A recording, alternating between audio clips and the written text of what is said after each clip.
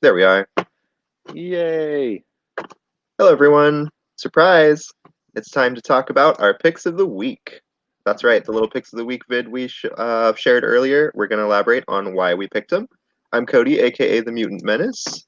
This is. I'm Aton, and my friends, which I have many of, some of them call me A-Town, which is why it says that on there. I regret that already, but here we are. We'll see if it sticks. Did people see our pick of the week reel earlier? We think it was a winner. We do. We had to work with what we had, which was no Kevin. And we know everybody loves Kevin, but we think we put in some pretty strong work there, for sure. I think it's a pretty good one. But let's tell you why we picked those books. Oh, hi, Mike.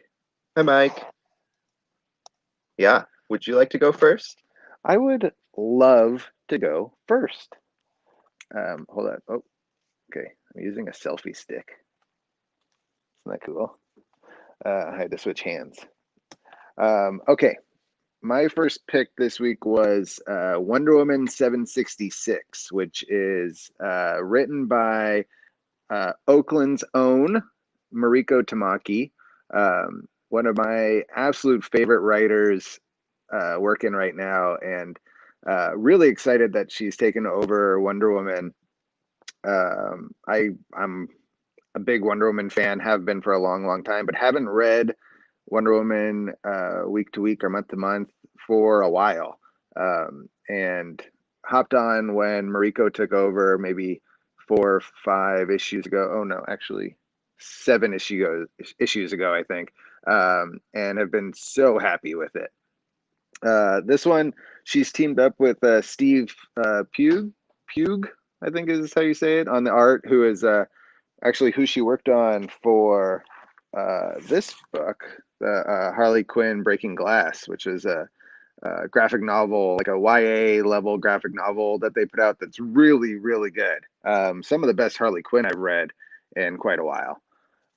So the deal with Wonder Woman right now is she's teamed up with Maxwell Lord, the old the guy who put together the Justice League in like the Wahaha era, the funny Justice League from the 80s, who later becomes a villain in the early 2000s, and some really, really good Wonder Woman and DC stories. Um, and so, also, well, spoiler, 20-year-old spoiler, Wonder Woman kills Maxwell Lord. I was going to say, this is the same broken neck man that I know of. Yeah, that is one of my favorite Wonder Woman moments of all time. I'm not like huge on heroes like should kill or anything like that, but Super Maxwell Lord can like control people mentally. He gets a hold of Superman, and Wonder Woman just comes in like, nope, that's not going to happen, and kills him, snaps his neck, and it was intense. But he's back, and now they're teamed up, and I could read Mariko writing Maxwell Lord all day long. He's such a shit. It's beautiful. I love it. In this particular issue, um, uh, Count um, Count Vertigo is trying to use some of Maxwell Lord's technology to do evil stuff, and so when Roman and Max have to go put an end to it. It's really, really good. This whole run is really good. Um, more people are reading it, and I want even more people to read it. So get in on it. We still have most of the issues from this run, so you can still get on board. And I highly recommend you do. Awesome. Quite a bitter team up there. Um, Micro, I'm curious. We'll get back to this, but in the meantime, let me know which run you're referring to, and I'd be happy to elaborate a little bit. But yeah, get back to us about that. Um, Back to your scheduling program. My pick is Iron Man. Ooh. This one is the current Iron Man series by Christopher Cantwell with art by Capu. This is the third issue. I've been a really big fan of this series, as I've mentioned before in a previous show, I think. Coming from someone like me who's not a big Iron Man fan, I went into this totally open-minded. Also because Patsy Walker was in it, I saw her in the solicit, so I jumped on. But I'm happy to say this is actually one of the better Marvel titles on the stands right now, the better superhero runs on the stands right now. It's very, very human. It's kind of taking that a little bit kind of like an overused trope of the broken hero and what that means for them, after having the kind of their will broken. But it's done so well here. Like the synergy between the writer and artist on here is on point. And it's just a really good example of how to write a story about a broken hero in the modern age and what that means for them. He's kind of like trying to get back some of his former glory and kind of leave behind a lot of his capitalist ventures and that kind of thing. And he's been getting the help from Patsy to do so.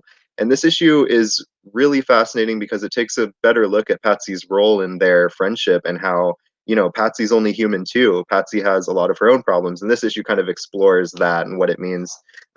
It's also full of hilarious moments. We get more C-list villains in here, more iconic, like in my opinion, iconic lines from some really funny, shitty villains.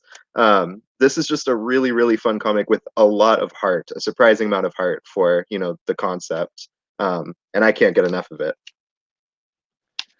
I love that book as well. I've never really found an Iron Man book that's for me. I admit that I haven't tried super hard, but usually when a new Iron Man series starts, I always read the first issue or the first couple issues because I think, like a lot of people, I like Iron Man from the movies. Like Robert Downey Jr.'s Iron Man is amazing, and so I feel like I'm a fan of the character, but I haven't found the comics that are for me. But like Cody has said, these 3 issues have been phenomenal. Like I love them. This one had so many moments. I was laughing out loud. I was like making exclamations. Like Cody probably heard me. I was reading it during lunch, and I must have sounded like a maniac. But absolutely loved it. There's only 3 issues. I think everybody should be reading this for sure.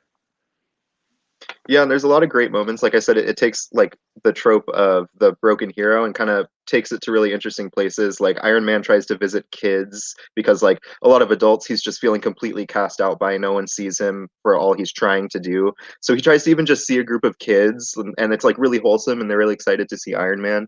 And then of course, like teachers come out and faculty members, and they're like, "You can't do this. Like, you have to schedule your time to have fun with kids. Like, that's fine, but like, are you going to come like draw? Like, are you going to do an activity with them?"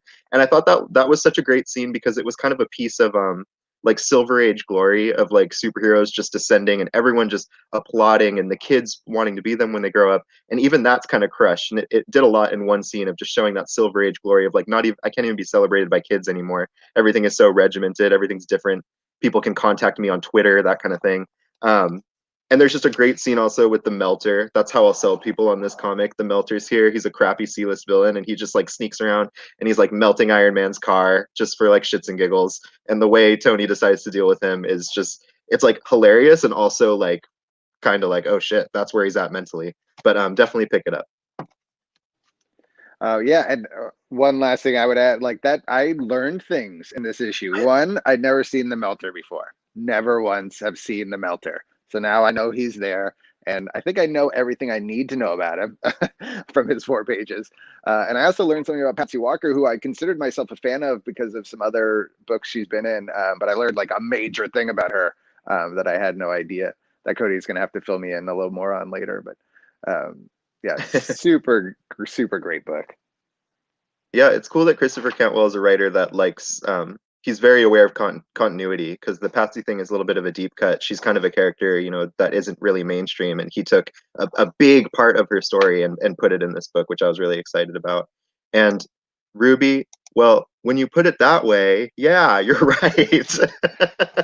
I think he was just saying hi. Hey, I'm a parent, and if Iron Man wants to come and no, you know what? You're right, Drew. You're right. Iron Man, stay away from my kids. Or call ahead. Just call ahead. They'll work you into the day. Schedule that. Okay, my next book is Seven Secrets #4 from Boom Studios, written by one of my other favorite writers, Tom Taylor, with art by Daniel Di Nicuolo. That's can't be right, but It's a this tough has been one. a yeah. I'm not sure, and maybe it's Danielle. I don't know. Um, but the art is really good, so I'm gonna learn how to say that name and say it properly next time because I bet you there's a good chance that issue 5 is going to be a pick of the week for me or somebody else in this group. Um, this series has been fantastic, and this particular issue, in typical Tom Taylor fashion, ends with a big surprise, a big reveal that's really exciting and makes you want to read the next issue. Um, I think maybe we've talked about this book on past pick of the week shows. Um, but the main idea is that there's these 7 secrets that are being protected by this, I guess, ancient order, or a very secret organization. And every secret has a carrier and a protector. And this story is all about this guy who's a new carrier, who's the child of a carrier and a protector. And as we learn more about these as the issues go on, we realize there's a lot of family ties. This organization is not as cold and distant as it would like to present itself or believe itself to be. So this adds some really great personal touches. Um, if you haven't read Tom Taylor stuff before, like currently he's doing Deceased, which is a big hit at DC. He did Injustice, which I always feel like I need to qualify because it's a video game, a comic based on a video game, but it's one of the best, if not the best, Justice League book I think that's come out in the last 10 years. Big ups to Injustice, but I will read anything that Tom Taylor writes, and this very quickly has become one of my favorite books going right now. Yeah, there's genuine surprises in this series, and it's consistently surprising. And yeah, Tom Taylor is excellent at characterization and character work, and this is proving to be a very great forum for him to explore that more with new characters. So yeah, people that like twisty turny plots, jump on Seven Secrets for sure. Okay, I will move on. Um, My next book I'm going to talk about is the newly released Taskmaster #1. This is one that was supposed to come out like forever ago, but pandemic happened. That kind of foiled a lot of people's plans. So we were supposed to have this a lot sooner, but I'm really glad it still came out. A lot of Marvel comics got the axe, like a lot of comics in general, I think probably did. But this was one I was excited to see come back and hit the stands because it's highlighting a character who is going to feature prominently in the Black Widow movie. Otherwise, the series probably wouldn't happen. But like I've said before in a previous video, I love one of the things I love about the MCU is that we do get miniseries like this that explore these really fun characters that are constantly overshadowed by Marvel's big guns. And this is a great showcase of Taskmaster. People who may not be familiar with Taskmaster, this is a solid representation of what you can expect from him. He's incredibly snarky. He's very sarcastic. He's a total asshole, and AKA my favorite kind of villain. I love a villain who's cocky, and he can actually back it up, which is an interesting part. He's not like the Melter, who's like actually crappy. Taskmaster actually kicks a lot of butt. And for people who don't know, he basically can watch a fighting style or a technique, anything physical. He can observe it and mimic it to the T. So he sees people like Bullseye who can't miss, and as long as he has enough time to study his movements, he'll never miss. He studies people like Captain America. He carries his own shield for that reason. And in this book, he's basically on the run from someone who's pursuing him and wants him dead. Well, he thinks they might want Bullseye dead because Bullseye's there too, and it's not. And of course, he's like, "Ah, crap! It's not Bullseye, it's me." It features a great chase scene. He's in a golf cart. His pursuer is on a motorcycle. I mean, that alone is hilarious. But basically, by the end of this book, we'll see kind of how this miniseries is going to play out, and it's going to be a fun ride. Who he needs to mimic is barely even a spoiler. I mean, there's people on the cover, so you assume they're going to play into it. But then again, it's superhero comics. You never know if the cover matters. But anyway, but there are people in here that he's going to have to mimic, and it's going to be kind of a quest book to go find them, observe their styles, and crack this like high-tech super agent thing that Nick Fury has wrapped him into. So this is going to be a high-octane little mini-series, and if you're curious about Taskmaster and want to get familiar with these kind of characters before you see Black Widow, like, eventually, definitely jump on this book. It's going to be a really fun ride. I had a lot of fun. I really liked it too, and I think it was like the first thing I read this week, so it was a really good way to get my my pile going. Because so I know even less about Taskmaster than I know about Melter. You know, like I've seen him around, and he's super cool looking, great look. Love the colors, love the classic version with like the big boots and gloves and the cape. Like I'm all for it. But I've never actually read anything with him. So like nothing. I don't think I've ever read anything with him in it, unless he's just been in like the background of like a big event or something.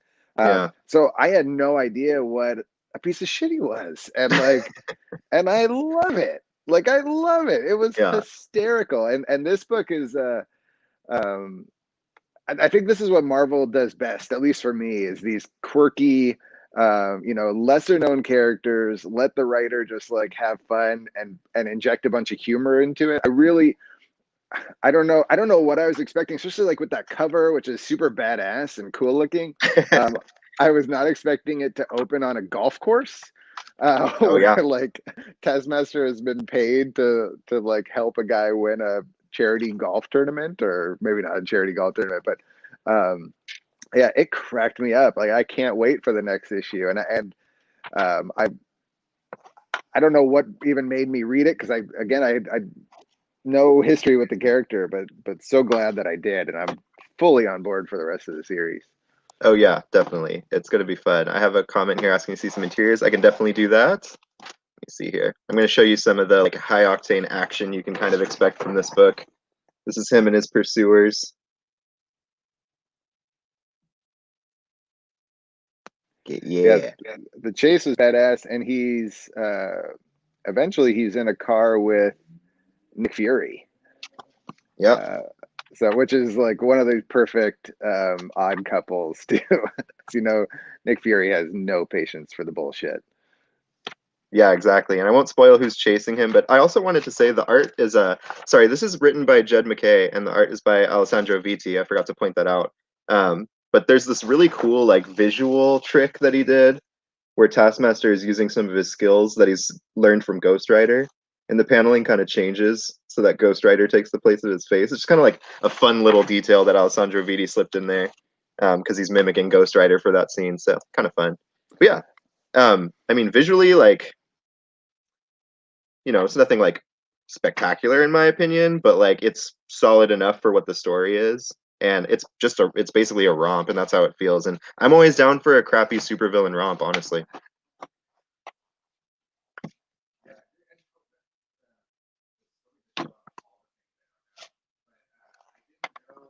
Oh, I think you're on mute. Rookie. Gosh, no wonder they don't let me on these shows.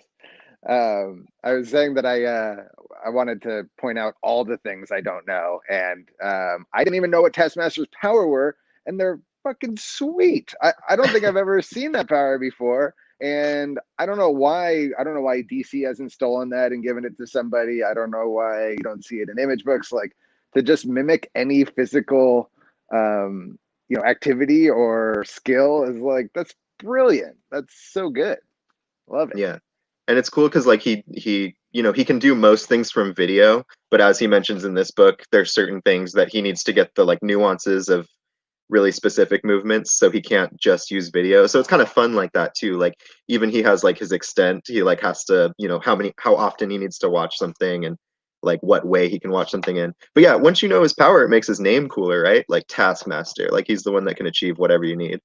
So naturally he's a mercenary, and he has actually come to blows with Deadpool, Micro. So yes, absolutely. They're kind of rivals ish.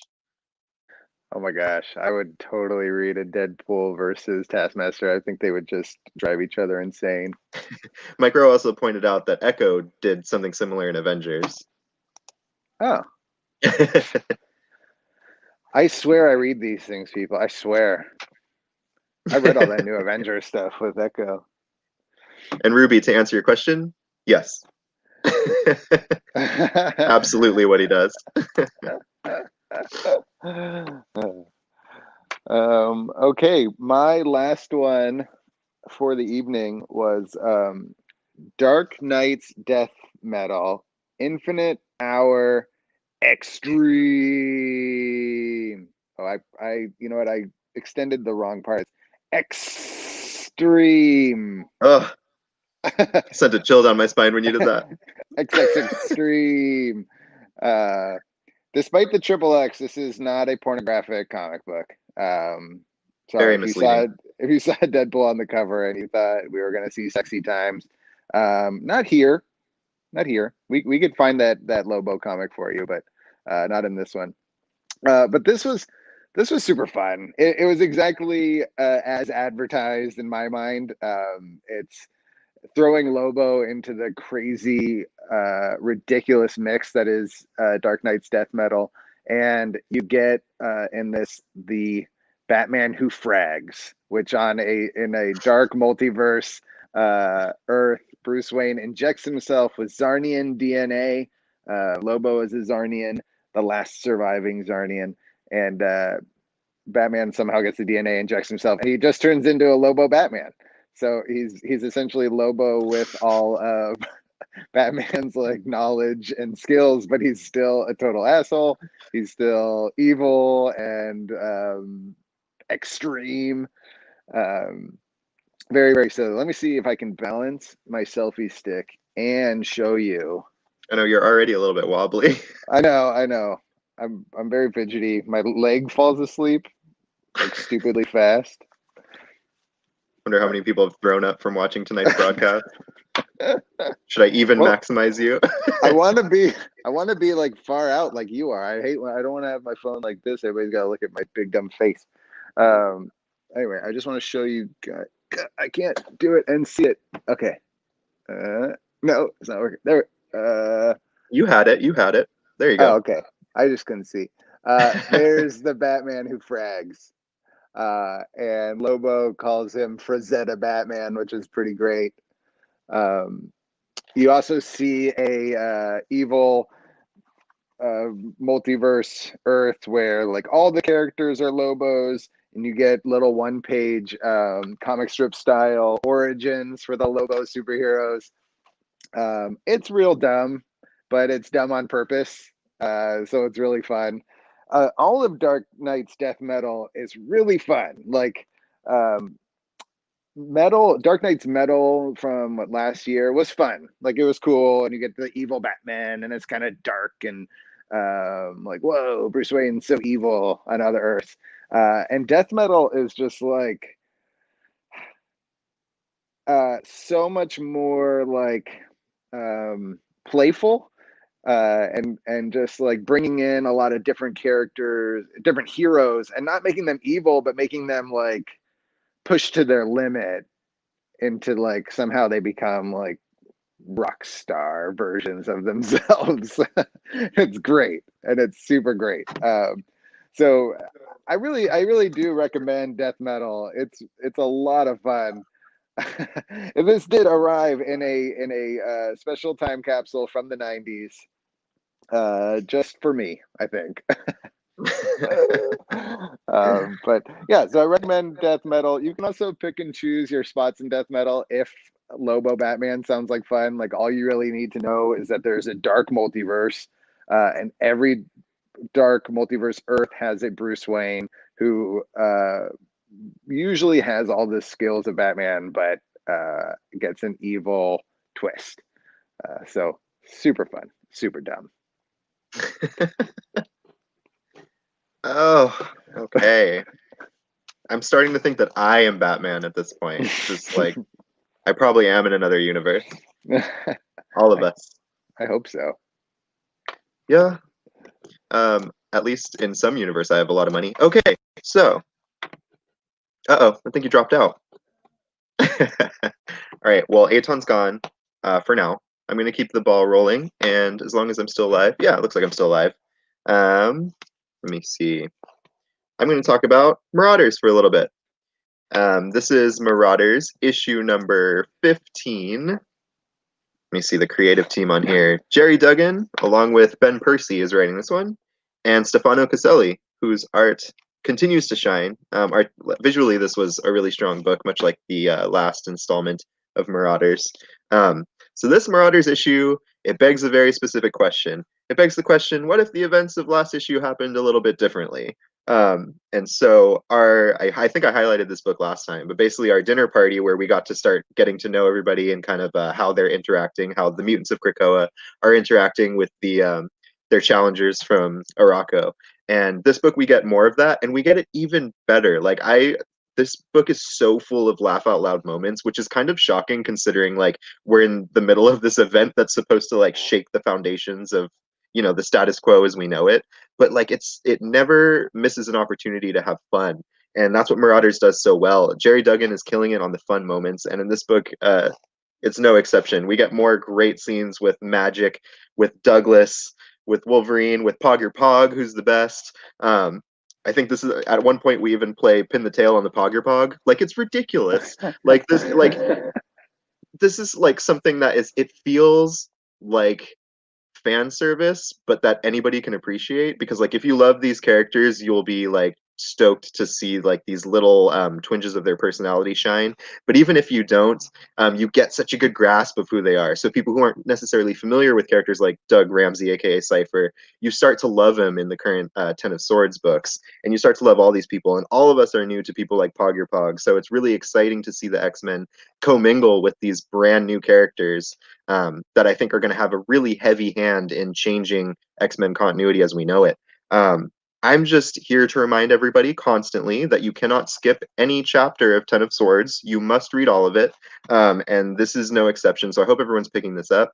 What this issue really ultimately does is it sets us up for our very first battle. Our first contestants are announced here.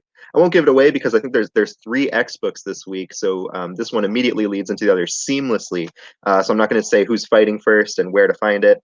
You're gonna have to buy the book. And something I really like about these books too is that at the back, so that nobody ever gets lost, there's that reading order.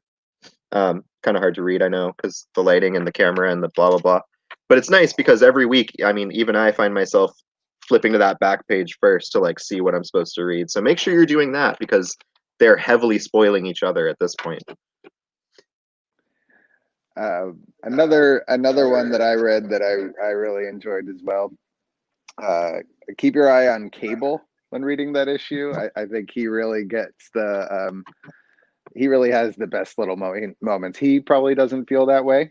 If he were a real person with real feelings, he would not be stoked that I was pointing out exactly what happens to him in this issue. But they were the high points for me, pointing and laughing at him.